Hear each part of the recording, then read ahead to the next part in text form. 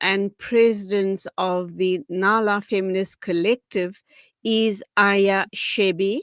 So we're talking with Samia. Of course, she's going to tell us a little bit about this group and how they are weaponizing a new tool. Well, I don't suppose it's a new way of weaponizing a situation in a war torn area or country, and that, of course, is the sexual exploitation of women and young girls. Assalamu alaikum to you, Samia Al-Hashmi, member of the Nalafem Sudan Task Force.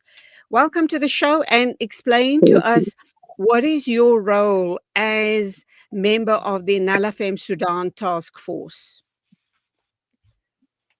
Thank you so much for availing this opportunity for us to explore and to talk about our struggle in Sudan. Actually, I joined Nalafem during the CSW this year, 2025, to launch these women that demanding peace. And actually, the war of Sudan is ignored, a war and forgotten war. No one is talking about it. So we wanted to outcry and to amplify our struggle during the CSW in New York, the annual meeting of the women of the world. They come to New York to demand their demands, and they to call for their demand and sorry, and to talk about their struggle. And the young women of Nalafem collected all they could collect from us as Sudanese.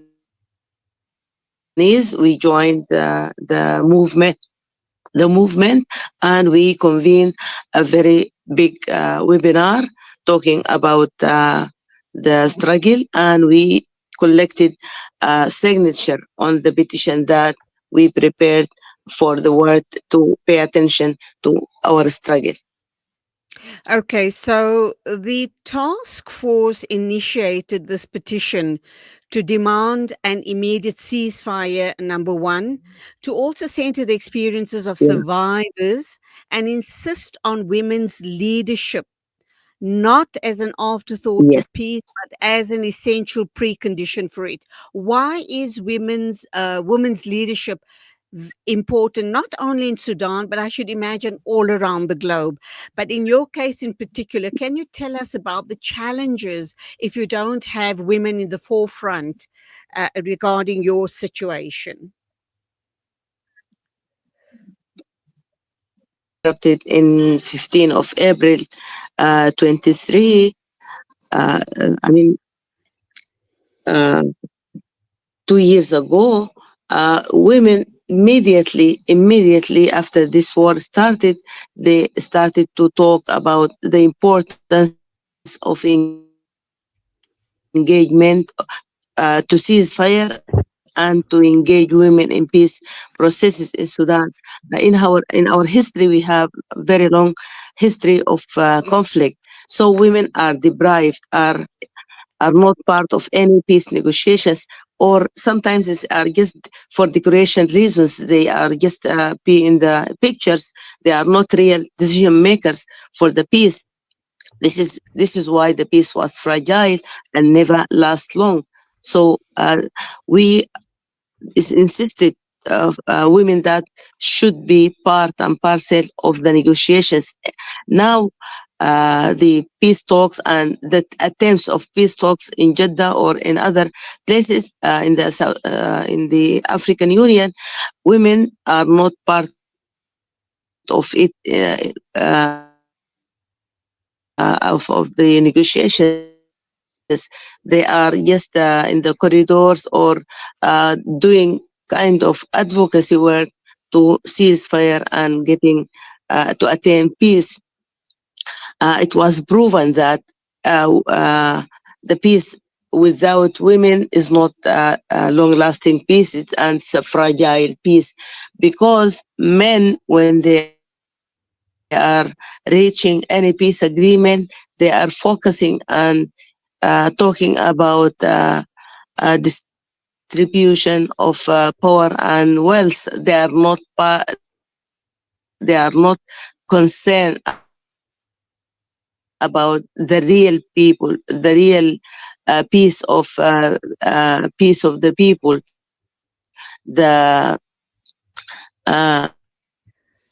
essential and fundamental rights to be granted to the people, the dignity of people, the services that are part of the peace processes. So this is why peace. Okay. Samia, the connection's not great. I'm going to ask you two more important questions and then we're going to wrap up.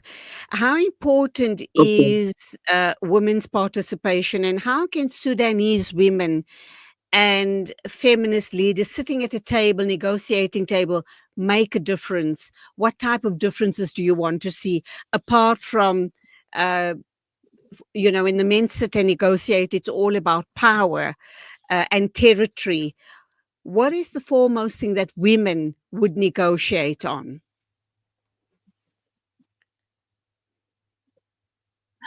Actually, women will focus on protection of women and girls, of the civilians and women and girls in particular. Women, when we sit on the negotiating table, they are ensuring women perspectives in all issues of the state is on the table. The welfare of the people, their services, education, and health is well maintained. They will focus on the development. They will focus on all issues that concern the ordinary people in the street. They are not going to focus on wealth and power only, that And of course, those issues men are important. Territory, well, repeatedly they are focused on this only two issues. And women in Sudan are constitute um, uh, f- 49% out of the population. It is their right to be part of any negotiations. And on peace, it is indigenous. Yeah. sorry, we're going to have to leave it there. The line is really shocking, unfortunately. Would love to talk with you more on this very important matter, perhaps next time on a more stable line. Thank you indeed, Samia Al-Hashmi, member of Nalafem Sudan Task Force.